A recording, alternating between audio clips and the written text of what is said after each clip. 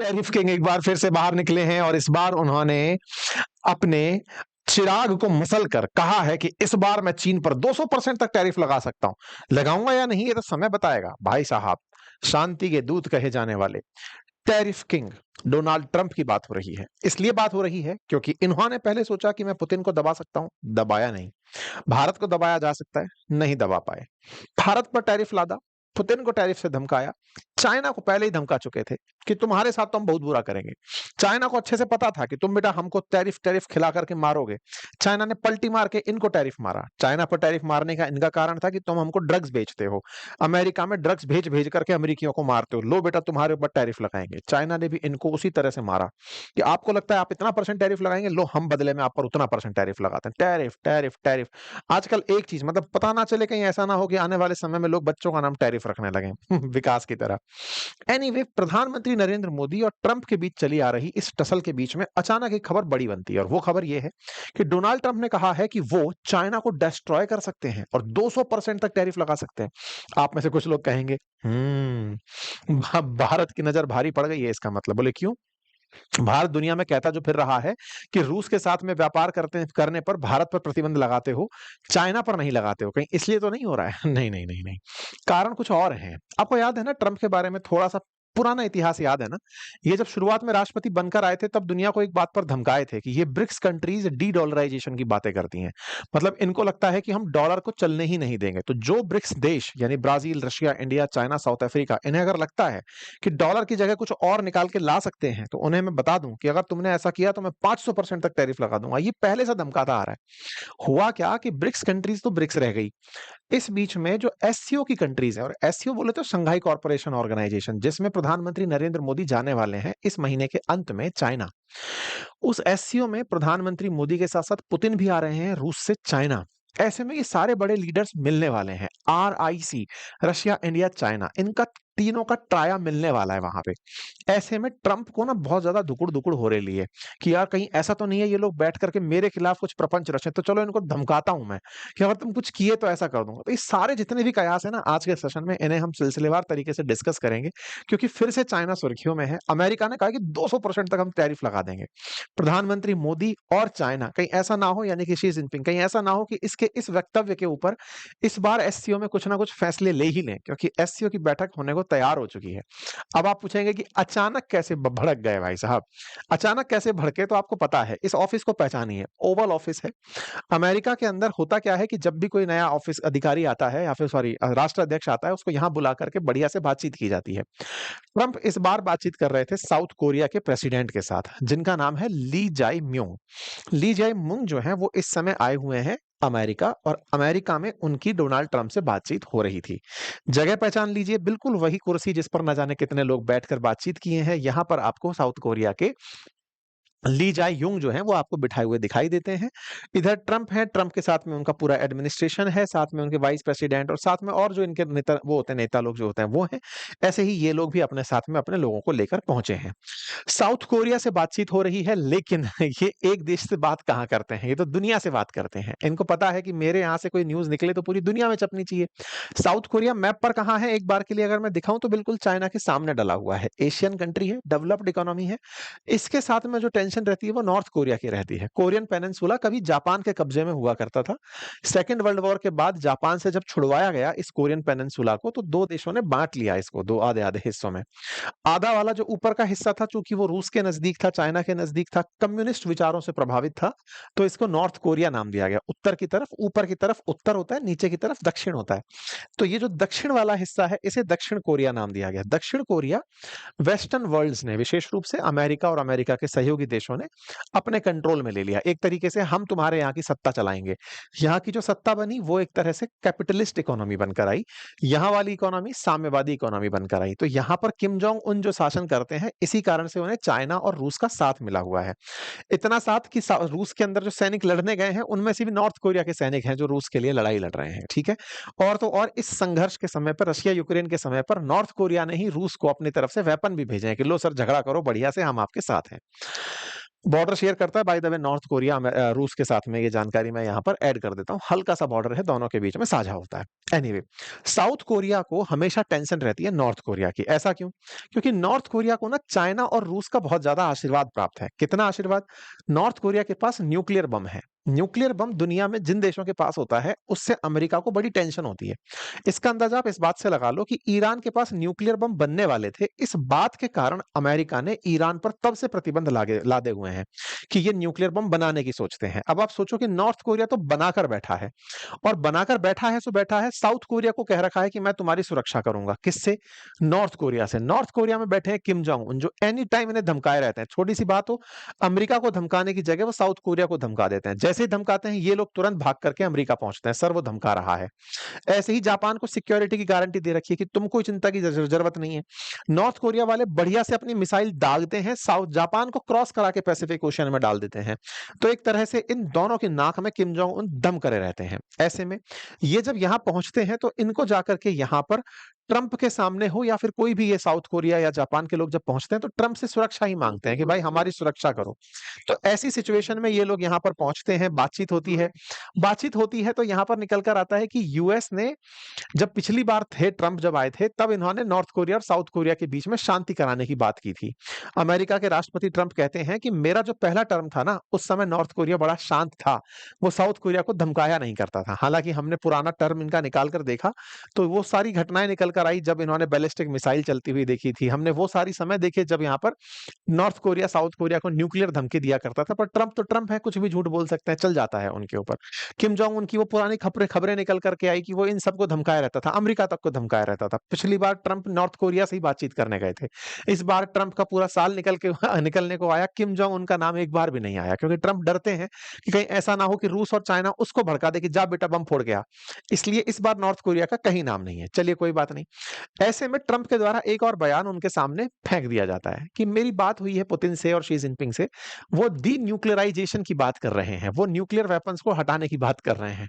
लोग इनके ऊपर हंसना शुरू कर दिया कि ट्रंप भाई साहब आजकल सस्ता नशा तो नहीं कर रहे हो, due nuclearization of China and Russia, ये तुमसे बतियाए होंगे वो लोग, तुम्हारे कहने पर जो युद्ध नहीं रोक रहे, वो न्यूक्लियर बम छोड़ देंगे तुम्हारे कहने पर, तुम छोड़ो यार, तुम पगला गए हो। खैर, ट्रंप का तो पुराना एक ही वेपन बना हुआ है, दैट इज टैरिफ। वो फिर से आते हैं और कहने लगते हैं कि मेरे पास तो जबरदस्त पत्ते हैं, अगर मैंने वो चल दिए तो चाइना बर्बाद हो जाएगा। हमने देखा कि भाई ऐसा क्या पत्ता है तुम्हारे पास?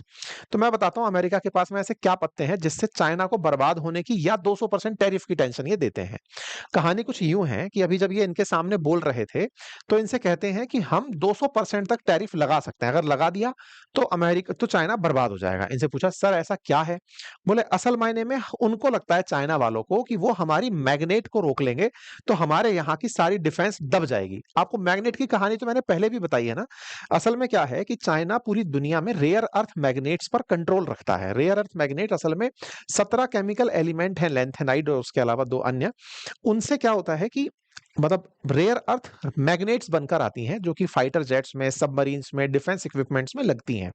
मजबूती के लिए कह लीजिए या प्रिसीजन के लिए, मतलब तमाम प्रकार से वो मैग्नेट्स होती हैं, जिनका उपयोग इलेक्ट्रिक व्हीकल्स में होता है, टरबाइंस में होता है, कंज्यूमर इलेक्ट्रॉनिक्स में होता है। चाइना उन सबका सबसे बड़ा प्रोड्यूसर है वर्ल्ड में।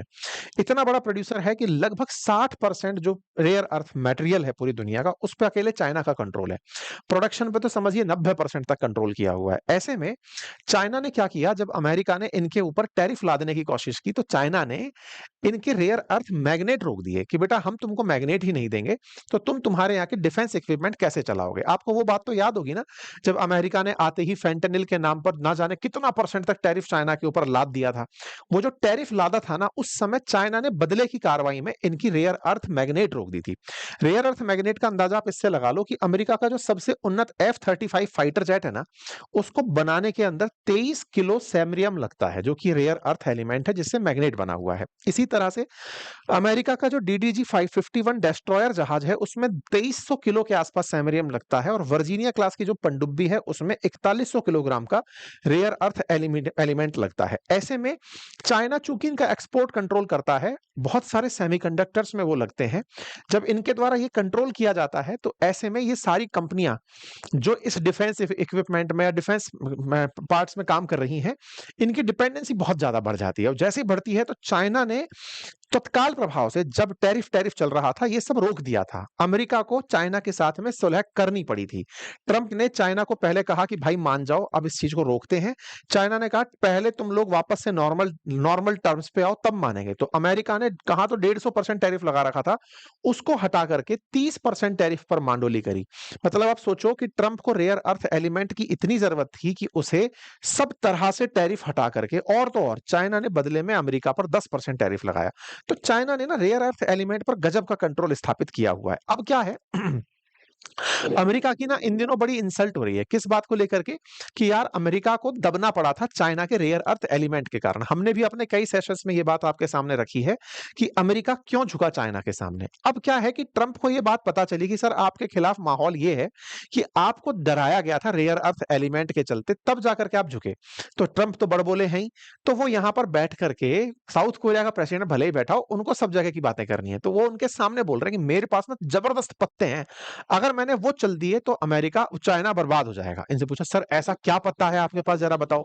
तो भाई साहब ये पत्ते गिनाते हैं, ये कहते हैं कि हमारे पास में ना बहुत सारी ऐसी टेक्नोलॉजी है, जैसे हमारे पास से हवाई जहाज जाते हैं, बोइंग के हवाई जहाज, हम उनका एक्सपोर्ट रोक सकते हैं। और तो और चाइना में जो इस समय बोइंग के विमान उड़ रहे हैं, उनके जो डिफरेंट पार्ट्स हैं, वो पार्ट्स अमेरिका भेजता है। अगर हमने वो पार्ट्स रोक दिए तो उनके हवाई जहाज के सिस्टम रुक जाएंगे। तो इसलिए मेरे पास कार्ड बहुत सारे हैं, मैं बताऊंगा नहीं। ये बिल्कुल वैसे ही है, आप सब बात बता के कह रहे हो कि मैं कुछ नहीं बताऊंगा कि मैं क्या कर सकता हूं। अच्छा, और तो और इन्होंने ये भी कहा कि देखो जिस तरह से चाइना वालों ने सरकारी कंपनियों को बहुत ज्यादा सब्सिडी दी हुई है, चाइना के अंदर जितनी भी बड़ी कंपनियां हैं उनमें सरकार का नियंत्रण है। जैसे आप हुआवे वगैरह का नाम सुनते हैं ना, इनमें सरकार का बड़ा कंट्रोल है। तो अमेरिका चाइना से कंपटीशन करते हुए यही सारी हरकतें कर रहा है। आपको जानकर आश्चर्य होगा, अभी 2 दिन पहले अमेरिका ने दुनिया की सबसे बड़ी चिप बनाने वाली कंपनी जो इंटेल है, जो अमेरिकी कंपनी है, उसका सरकार ने 10% हिस्सा ले लिया। 10% हिस्सा एक तरह से समझो कब्जा कर लिया। ये समझो आसान भाषा में, अगर 100% एसबीआई प्राइवेट होती, या फिर मान लो एचडीएफसी की हम बात करें, बैंक एचडीएफसी है, उसके 10% शेयर को भारत सरकार इसलिए ले ले कि नहीं भाई हमको आप लोगों को नियंत्रण में रखना है, इसलिए 10% रखेंगे। इस तरह से ट्रंप ने अभी 2 दिन पहले इंटेल के 10% शेयर ले लिए। लोगों ने कहा भाई साहब ये चल क्या रहा है? बोले बस दुनिया को हम भी बताना चाहते हैं, जैसे चाइना सरकार के द्वारा नियंत्रित होता है, चाइना की कंपनियों पर सरकार का हस्तक्षेप होता है, ऐसे हम भी करेंगे। और भाई साहब ऐसा जैसे ही इन्होंने किया, इंटेल के शेयर धाड़ से नीचे आ गए। लोगों ने कहा कि महाराज हमारा 70% रेवेन्यू दुनिया में बाहर से आता है। उनको यदि ये लग गया कि अमेरिकी सरकार ऐसा काम करवाती है, तो आप फिर जासूसी करोगे, जासूसी के चलते कोई दुनिया का सामान खरीदेगा नहीं। चाइना को दिक्कत कहाँ आती है? चाइना जब भी प्रोडक्ट बेचने जाता है, जैसे इंडिया में हुआवे के प्रोडक्ट कम बिकते हैं, इसका रीजन क्या बताया जाता है कि चाइनीज सरकार ने उसके अंदर ऐसी चिप्स लगाई हुई है कि आपकी सारी जानकारियां वो निकाल लेते हैं। बोले अमेरिका बदनाम हो जाएगा सर इससे। दुनिया भर में इंटेल के खिलाफ माहौल बन गया। लोग कहने लगे कि इंटेल ने ये सौदा तो कर लिया, अमेरिकी सरकार 10% कब्जा कर ली, लेकिन ये सही तरीका नहीं है। और तो और अमेरिकी सरकार तो इस समय की तैयारी में है कि ये जो बोइंग जैसी जो तमाम बड़ी कंपनियां हैं, इनके अंदर भी हिस्सा पकड़ लिया जाए। मतलब इस समय चर्चा चल रही है लॉकहीड मार्टिन, बोइंग, इन तमाम प्रकार की कंपनियों की, कि अमेरिकी सरकार इसमें अपना हिस्सा मांग लेगी कि लाओ भाई इतना % हिस्सा सरकार को दो। अमेरिका एक तरह से ये करिए कि इन प्राइवेट कंपनियों के अंदर हिस्से मांग करके दुनिया को ये बताना जा रही है कि ये अमेरिका की सरकारें हैं, कंपनियां मत समझना, ये अमेरिकी सरकार हैं जिनके हिस्से हमारे पास हैं। ऐसा अगर होता है तो इसका मतलब ये है कि दुनिया में अमेरिका अगर ये बोलता है कि हमारे पास बहुत बड़ा ट्रंप कार्ड है, तो वो ट्रंप कार्ड ये होगा कि आने वाले समय में ये कंपनियां सरकार के विरुद्ध जाकर के कोई भी फैसले नहीं ले पाएंगी। मतलब कल को मान लीजिए कि लॉकहीड मार्टिन या बोइंग को अगर कोई विमान बेचना हो और ट्रंप उस देश के खिलाफ हो, तो वो बेच नहीं पाएंगे। या इंटेल को किसी के साथ व्यापार करना हो, अगर अमेरिकी सरकार खिलाफ है, तो वो व्यापार नहीं कर पाएगी। तो एक तरह से अमेरिका जिसको बहुत बड़ा अपना पत्ता बता रही है, दाव बता रही है, वो दाव असल में है क्या? दाव ये है कि इन कंपनियों के नाम से अमेरिका बार्गेनिंग करने लगेगा, सरकार बार्गेनिंग करने लगेगी, सरकार कहेगी हमारी कंपनी है।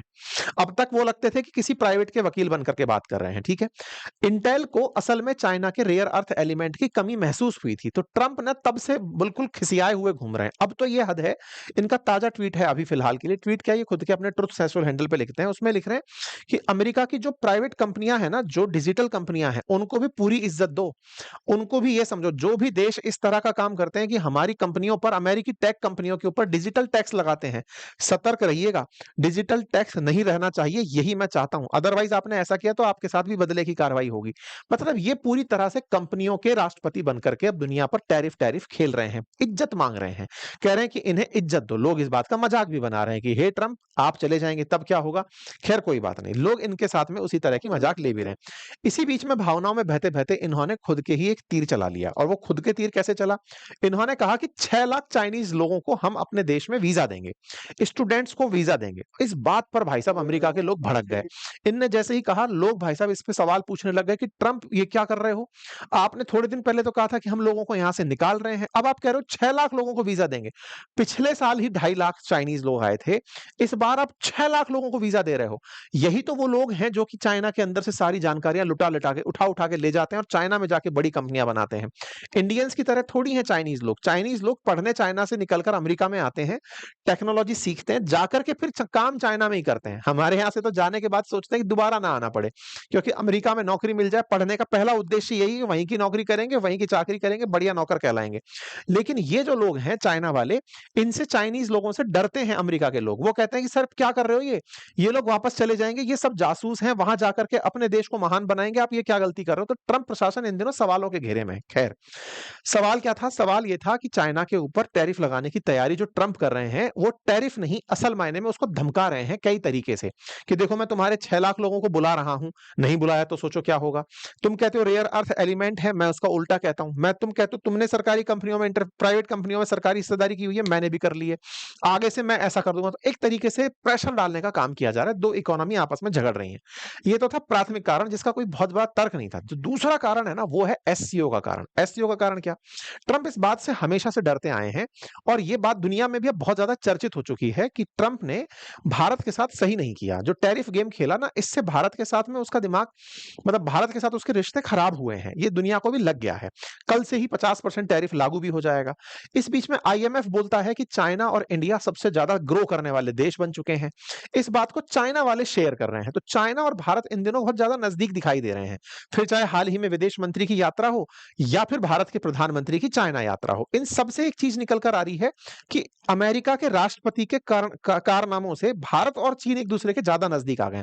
अभी तो ये न्यूज सुनने में आ रही है कि अभी प्रधानमंत्री मोदी जब जाएंगे तो उनका वेलकम करने शी जिनपिंग आएंगे। तो एक तरीके से ये दोनों देश बहुत ज्यादा वार्मथ के साथ आगे बढ़ रहे हैं।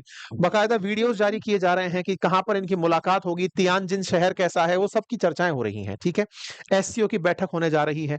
तो ऐसे में अब ट्रंप का जो भी बयानबाजी है, और वो बयानबाजी के साथ में बड़ा सीन क्या निकल कर आ रहा है, ट्रंप जो बार बार मतलब दुनिया के सामने दिखाने का प्रयास कर रहे हैं, वो यही है कि देखो दुनिया वालों, मैं इस तरह से काम करने जा रहा हूं। देखो दुनिया वालों, अगर ये लोग नजदीक आए तो मैं इनके ऊपर टैरिफ डाल सकता हूं। तो एक तरह से समझो कि प्रधानमंत्री मोदी की जब चीन यात्रा होगी ना, उस समय ये दिमाग में टेंशन देके रखना चाहता है चाइना को इनडायरेक्टली, कि देखो तुमने अगर ऐसा कुछ करना चाहा कि रूस भी होगा, इंडिया भी होगा, और तुम लोग कुछ प्लान कर रहे होंगे, तो मैं पहले ही बता देता हूं, ऐसा कुछ प्लान मत करना, अदरवाइज मेरे पास बहुत कुछ है।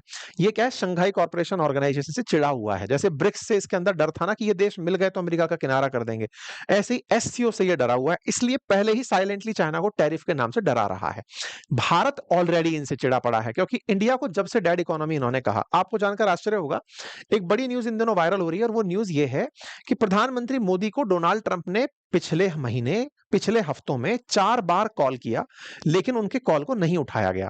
मतलब ट्रंप कॉल किए प्रधानमंत्री मोदी को, मोदी ने कॉल नहीं उठाया। ये रशियन टाइम्स की रिपोर्ट है, जिसमें लिखा गया रेफ्यूज्ड 4 टाइम कॉल, ट्रंप के कॉल थे, नहीं उठाए गए। ये न्यूज कहां से आई? जर्मनी का एक अखबार है उसने निकाली। जर्मनी के अखबार ने जो खबर निकाली उसमें यह था कि पिछले हफ्तों में ट्रंप ने 4 बार पीएम मोदी से बात करने का प्रयास किया, लेकिन हर बार पीएम मोदी ने मना कर दिया। उन्होंने बात करी ही नहीं। इस बात पर, मतलब इस बात, असल में मोदी इस बात से बहुत नाराज हैं कि आपने दोस्ती दोस्ती कह करके हमारे साथ में बहुत गलत किया। ये टैरिफ जो खेला, हम इससे खुश नहीं है। और भारत, अब प्रधानमंत्री मोदी का आज का ताजा बयान जो था वो यही था कि भारत अब आत्मनिर्भरता की तरफ आगे बढ़ेगा, हम डरने वाले नहीं हैं। तो ऐसे में जब भारत ये स्टैंड ले चुका है कि हम डरने वाले नहीं है, कल से 50% टैरिफ लग जाएगा, लगे तो लगे, हम डरने वाले नहीं है, तो ये जो संदेश गया ना अमेरिका के पास में, इससे अमेरिका चिंतित है कि ये लोग अगर मिल गए, इनके अंदर का डर खत्म हो गया, तो इनको हाईएस्ट टैरिफ का डर दे देता हूं, दैट इज 200%। अब 200% का डर मैं दे देता हूं, देखता हूं अब क्या करते हैं ये लोग, ठीक है। हालांकि अमेरिका की कंपनियां आज भी भारत में स्कोप तलाश ही रही हैं, बढ़िया से ये लोग बढ़ने का प्रयास कर रहे हैं। कुल जमा अर्थ ये है कि ट्रंप को चीन को धमका के रखना है एससीओ से पहले। अभी दो चार धमकियां और भी आएंगी, क्योंकि उसे पता है कि अगर ये सारे दोस्त देश बैठ गए और गलती से अमेरिका के खिलाफ वहां से कोई बयान आ गया, तो वह अमेरिका के लिए एक बहुत बड़ा जियोपॉलिटिकल लॉस होगा। बाकी देखते हैं आने वाले समय में क्या होता है। फिलहाल के लिए इतना ही। चैनल पर नए हैं तो सब्सक्राइब कर लीजिए।